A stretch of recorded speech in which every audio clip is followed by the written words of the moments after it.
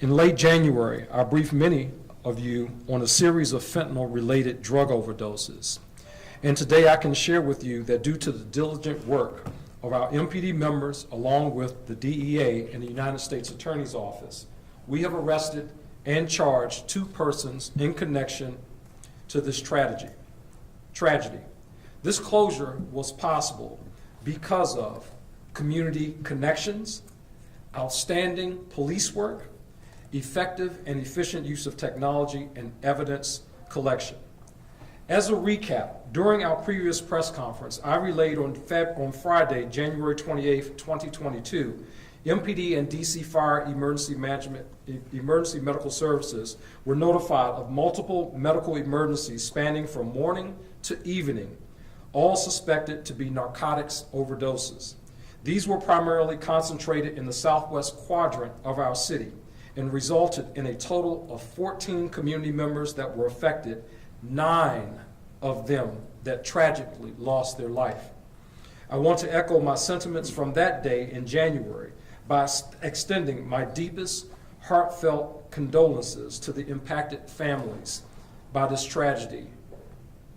You know, I want everyone to really focus in on this as I call up Commander Kyle to talk about the arrest made.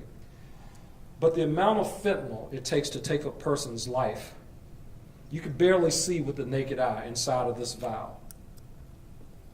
That's how serious of an issue fentanyl is in communities, and this poison that's being peddled in our communities is taking the lives of people. But the Metropolitan Police Department, along with our partners in the DEA, we are committed to serving communities and making sure that people are held accountable when they do things in community that make our communities unsafe. And fentanyl makes our communities unsafe. At this time, I want to call up Commander Ramsey Kyle of our Violent Crime Suppression Division. Thank you, Chief. Good afternoon. I'm Commander Ramsey Kyle of the Metropolitan Police Department's Violent Crime Suppression Division. Yesterday morning in Northwest DC, a joint investigation by MPD and DEA led to the arrest of 43-year-old Sheldon Marbley and 23-year-old Shamika Hayes, both of Northwest DC. Both were charged in U.S. District Court with conspiracy to distribute cocaine and parafluorofentanyl, unlawful distribution of cocaine and parafluorofentanyl resulting in substantial bodily injury, and aiding and abetting. Immediately following each overdose incident in January, MPD and DEA members responded to each location and began collecting and examining evidence. Detectives pulled video from nearby cameras and conducted investigations in the area to gather as much information as possible. Included in these investigative efforts was the community assistance we received every step of the way. I would like to thank every member of the community who provided us with tips and information, which helped lead to the arrest of these individuals. These cases remained under active investigation, and we expect additional charges to be filed. If anyone has any information about these incidents, please do not hesitate to call our Command Information Center at 202-727-9099 or text our anonymous tip line at 50411. I would also like to stress the dangers of these illegal narcotics. A small amount of fentanyl can have an adverse impact on an individual. If anyone you know is experiencing an overdose, please call 911 immediately. You can also get information where you can access free naloxone kits across the District of Columbia by texting LiveLongDC to 888-111. We hope that these arrests can bring some sense of closure to the family and friends of those that lost their lives. We want to also take the opportunity to remind the community that naloxone is available free of charge and can reverse the effects of an overdose. I want to recognize the members of MPD, the DEA, and the United States Attorney's Office for their tireless efforts and many hours of service they dedicated to finding and apprehending the individuals connected to this tragic loss of life. Thank you. DEA Special Agent in Charge, Jared Fourjay, will now say a few words. Thanks, Commander.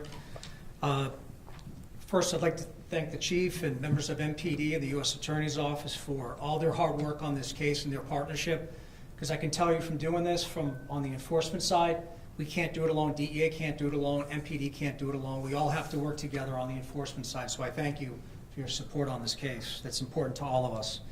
Less than 2 months ago, we had a cluster of over a dozen overdoses here in the district on the same city block, to be precise. And too many of those were fatal. And as a matter of fact, if you look around the country, we've seen clusters of these overdoses, to include down in Broward County about 2 weeks ago. We had a cluster of overdoses, and we've seen these clusters too many times throughout this nation. And so these deaths were caused predominantly by fentanyl. Fentanyl is one of the most deadly and potent chemicals and drugs that us at the DEA have ever seen in drug trafficking. And with that, I want to put the fentanyl into perspective. According to the latest CDC numbers, over 105,000 people died during the last 12-month period tracked by the CDC. That amounts to 286 deaths per day, or 1 every 5 minutes. It affects every age, culture, and socioeconomic status, to include all residents in Washington, D.C. and the DMV area. And so my message to those individuals and members of drug trafficking organizations that are peddling fentanyl is that we will hold you responsible for peddling this poison on our streets. That includes distributing fentanyl, counterfeit fentanyl pills laced with fentanyl, or other drugs surreptitiously mixed with fentanyl, leading to these deaths. At DEA, we will not stop, because 1 too death is too many. Thank you, Chief. Thank you. Before we take any questions, I also would like to bring up the captain in charge of our violent crime branch, Captain Kentish, to also bring you an update, or provide the community an update on a homicide closure that we had today. Kevin? Good evening. I'm Captain Kevin Kentish of the Homicide Branch. As you may recall, a few months ago, we responded to the scene of a special police officer that was shot and killed while on duty and working in a residential community. In that incident, it occurred on September 21st, 2021, when members of the MPD 7th District were in the 3300 block of 10th Place Southeast. At approximately 8:42, they heard the sounds of multiple gunshots. When they arrived on the scene, bystanders directed them to the victim, who was later identified as 41-year-old Angela Washington of Suitland, Maryland. She had sustained a fatal gunshot wound, tragically leaving her family and friends heartbroken. Our investigation revealed that Angela was responding to the very same sounds of gunshots that our officers heard, and inadvertently was struck fatally. Our detectives canvassed the scene and collected evidence, and to include video footage, which was critical in advancing the case and identifying the suspect.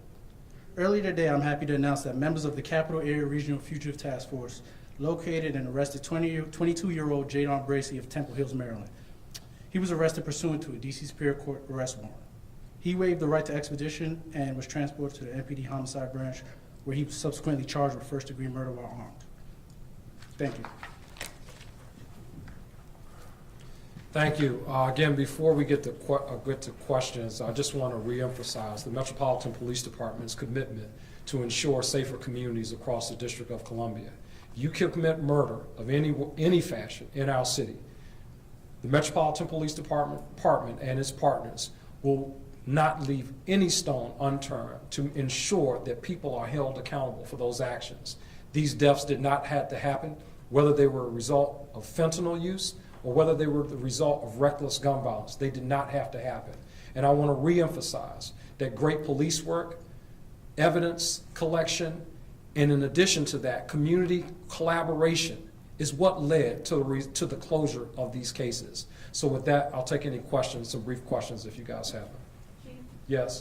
The victims from the fentanyl overdoses, I was blown away to realize that most of them were old enough to be, if they were not actually grandparents. Yeah, I mean, that's, one of the things that we see, but as Special Agent in Charge Fourjay mentioned, with this fentanyl use we've seen across the country, there is not necessarily a specific age group. It's all age groups, it's all races, it's all socioeconomic status. And in this particular case, these individuals just happen to be a little older. Sam.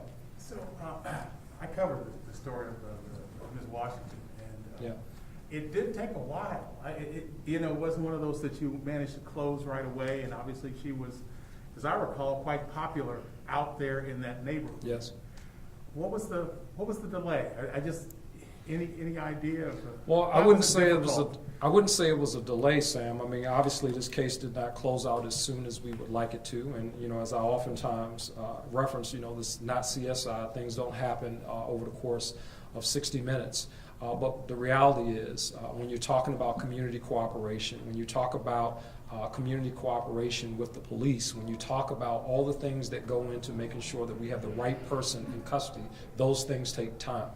The important thing for community members to know is that we will not rest until the job is done. And in that case, for this particular homicide, that case is closed, so hopefully that closure can begin for that family. And in the case of the fentanyl, these were 9 people in the one block, did I hear? Yes. What was the form of, I didn't cover that one, what was the form of drugs that they used? Parafluorofentanyl. I mean, were they smoking it, or what was it? I'm not sure the manner that they ingested it, Sam, but we know it was in their system, and unfortunately, we know that several people lost their lives as a result of. I don't recall hearing one that bad. Is that the worst that the city has seen? The 9, that's probably the worst that I've heard of. All right, any other questions? Okay, all right, thank you.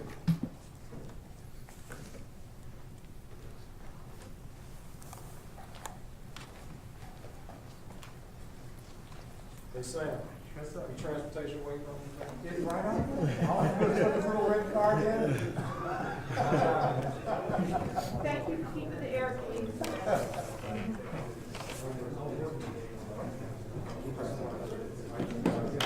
how you stay in such good shape.